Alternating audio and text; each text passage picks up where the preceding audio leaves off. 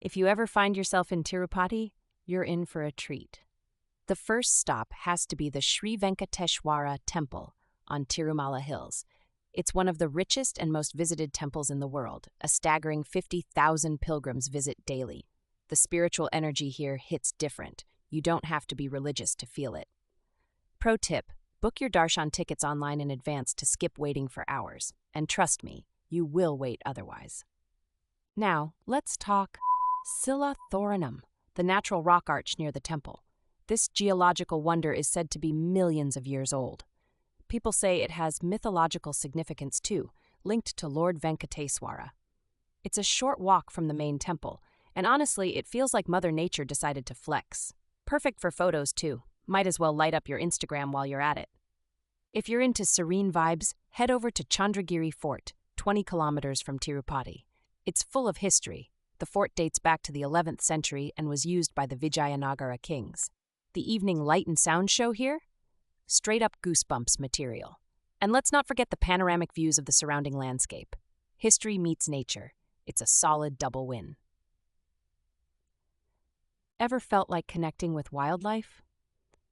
The Sri Venkateswara Zoological Park is one of India's largest zoos, spanning over 5,500 acres.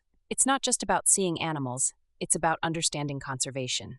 You'll find Asiatic lions, Bengal tigers, and tons of native species. Pro tip, visit early in the morning when it's cooler and the animals are more active. Plus, fewer sweaty crowds. Here's something chill for you. It's a beautiful temple with a waterfall right in its backyard. During monsoon season, this place looks otherworldly.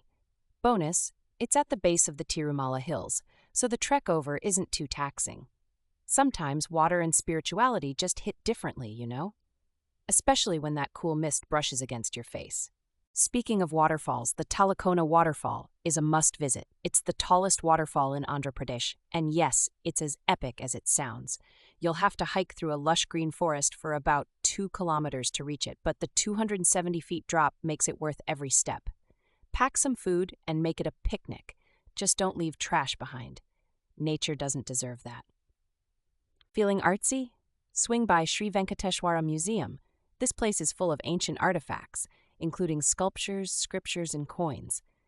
It does a fantastic job of walking you through the history of the Tirumala Temple and the region itself. If you're ever curious about why things are the way they are here, this is where you'll find your answer. Fancy a panoramic view of Tirupati town?